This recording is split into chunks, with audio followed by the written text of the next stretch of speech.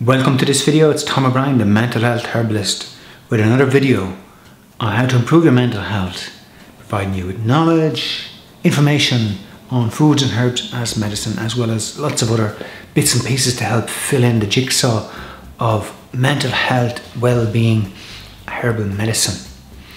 I want to say thank you first to my 15,000 subscribers. What a threshold to pass. I'm super happy. I love engaging with you guys in the community of comments where you share your ideas and you question and you challenge and you present ideas for me to make videos on it, and I really love to see comments there. So keep commenting, liking, sharing and subscribing if you haven't. I'm trying to do weekly videos at least. Sometimes I do two videos per week depending on my schedule, how busy I am, but I really want to put more energy into the channel over the year ahead. Working a lot on my Instagram account at the moment. You get me at the Mental Health Herbalist with dots in between each word on Instagram if you want to follow me over there. Doing fermented foods and little herbal know-how updates and tricks and tips and whatever. So today's video is going to be a short video about just increasing awareness about the over-medicalisation of depression. What that means is when depression is medicalised by the overuse of medicine, when there's too much medicine, too many medications being prescribed for depression. And this happens regularly because there are many people who suffer depression, but they don't all need medication. But the main signpost when people are depressed is to go to their GP, their doctor, their medical doctor, and be prescribed an antidepressant. And often people don't need an antidepressant. They just need to be listened to, given information, guidance and support about nutrition.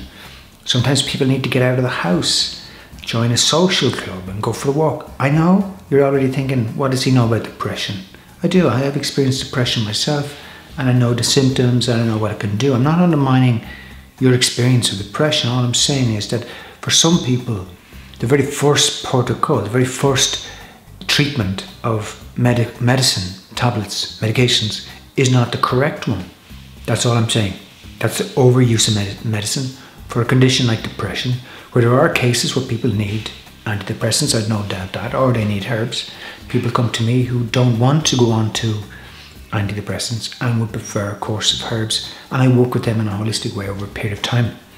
One of the issues about being prescribed medication is first you need to be prescribed a label, and the DSM-V, which is the medical Bible of Diagnostic Statistical Manual of Disorders, it's in its 7th edition I think, is Bible of labels of which you can prescribe, abscribe to people, and then you can prescribe. First you need a label, a diagnosis, and then you just, but the label sometimes is not the right label, because depression can be short, can be long, can be deep, can be shallow, can be intense, less intense, can be related to thyroid, liver, chest, hormones, diet, many factors. It's a complex matrix. So you can't just give it antidepressants or herbs for that matter and think that that's the job done. No. The problem with medicine is it's designed as a quick fix. It's the magic pill model. Did you go to your doctor, you get a pill, and that solves your problem, you go home. And you keep coming back and you get the pill, you go in a circle. The patient information, a lot of these medications say you should only take it for 6 to 8 weeks.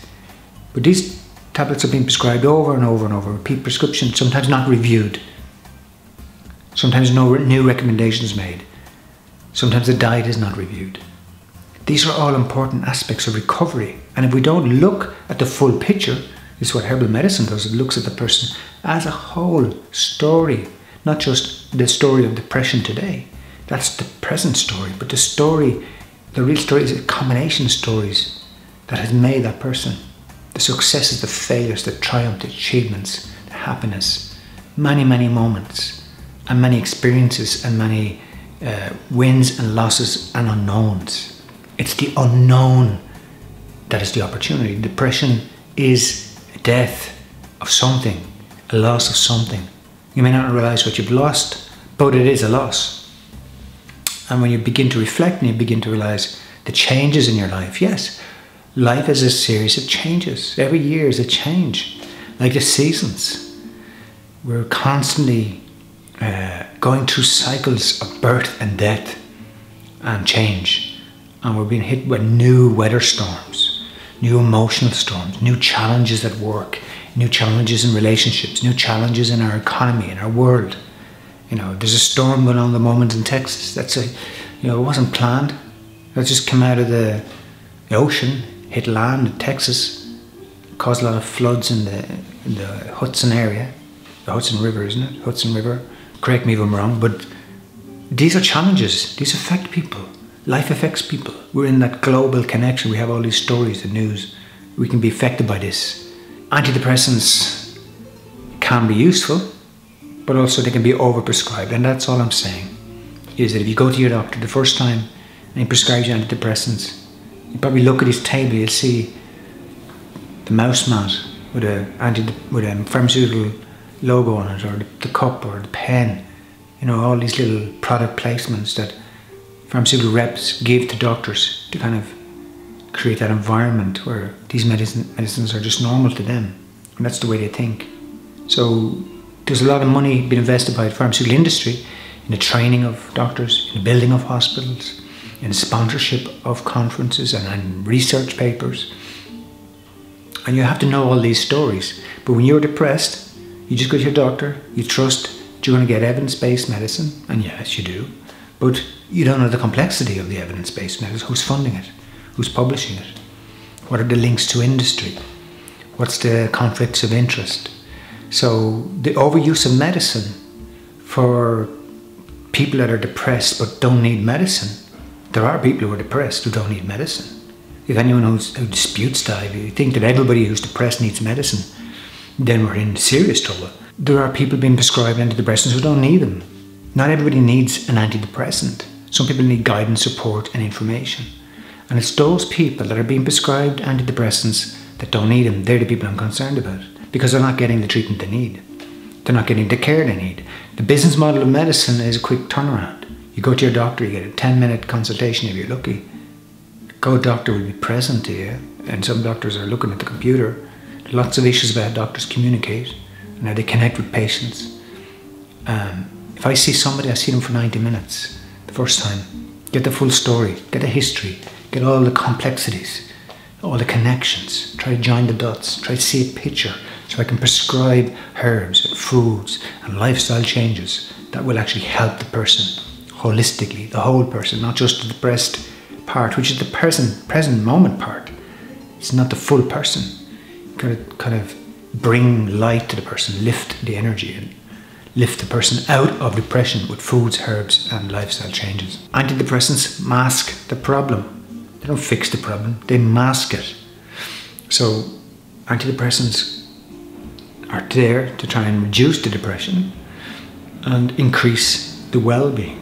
Doesn't always work. Sometimes it takes several prescriptions over repeat prescriptions or new drugs to try and find the one that has the side effects that are bearable, and hopefully it'll work. Often it doesn't work. Eventually people come to me because they want to get off medications, or they come to me because they don't want to go on to them. There are many people who are looking for alternatives to medications, and that's what my channel is about, trying to increase awareness about this need in humans. We don't all need medication, and there are other ways, and scientifically proven, evidence-based other ways, including herbal medicine, nutrition, and getting out into nature.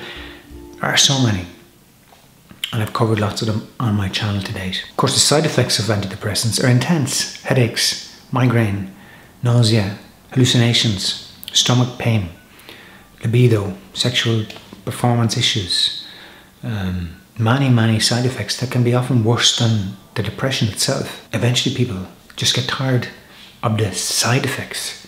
That's what people don't like about medication. It's the side effects of the antidepressants. That's what gets them to eventually realize, no, I don't want this anymore. I want to live free of medication. And eventually they're willing to do the deeper work, the longer work, the harder work of recovery, which is empowerment, empowering medicine, one of my mottos. So the herbalist approach is listening to the whole story. The story of now, the story of then. What was going on when the person was anxious, when they were depressed? What was going on at that time in their life? Their relationships, their work, their family context. Did someone die? Did they lose something? What's the full story? Try and understand all of the pains and hurts that are built up inside somebody to lead them to being depressed. Sometimes you can cope with life. We take on these roles: helper, fixer, pleaser, whatever the role you take on, because we learn these roles to cope with life, and eventually we become redundant in these roles, and nobody wants us to fix them, nobody wants us to help them, nobody wants us to please them anymore. And we've realized the purpose of life is awakening, to awaken, to become free, to become happy, to be. That's it. That's the journey. My job as a herbalist is to help people discover their life purpose, discover the doors they must walk through. Some of them are pretty dark and deep doors, deep in the cellar, deep down. Some of them are on the edge, scary doors, whatever that might be. But it's to embrace the risk, because if we don't risk something, we hold on to the past like a hoarder. All our experiences, all our hurts, all our achievements, we hoard life. It becomes heavy and depresses us. I'm trying to live my own life in a way where I'm lighter, freer, letting go more stuff, forgiving people more quickly. Forgiveness is for ourselves, to free ourselves from the pain, conflict, the pain of hurt, the pain of disappointment, so we can live lighter with more joy and happiness and more hope, and spread that message to others. Of course, herbs, I use herbs then for different organs, for the heart, the lungs, the liver. I talked about that in the previous video, the 7 organs of depression. Foods to build and nurture the nervous system, to restore vitality. Lots of things like fermentation. I'm doing a lot of fermentation at the moment. I see it on Instagram. It's the best way to restore your gut health, to increase the serotonin, the well-being hormone. Give you that boost of energy that'll overpower the darkness. We've got to come out of the darkness into the light, and that light is connection to others, connection to nature, connection to ourselves, food that is light and uplifting. That's it. Just talking about the context today of herbal medicine in a world where there's an overprescribing of medications for depression, and how you need to have options, and how you need to educate yourself, increase your knowledge and your courage when you're depressed. Yes, go to your doctor. Yes, go to whoever you can to get help. But don't feel you always have to take a medication. Or if you're on a medication for 6 weeks or 8 weeks or 8 months, ask for it to be reviewed. If the treatment's not working, ask why. The evidence is supposed to be there. Your doctor prescribed you medication. He's responsible to help you manage the outcomes of that. That's it for today. Thanks again to my new subscribers, 15,000 of you guys. And I'll see you in a video very soon. Take care. Bye-bye.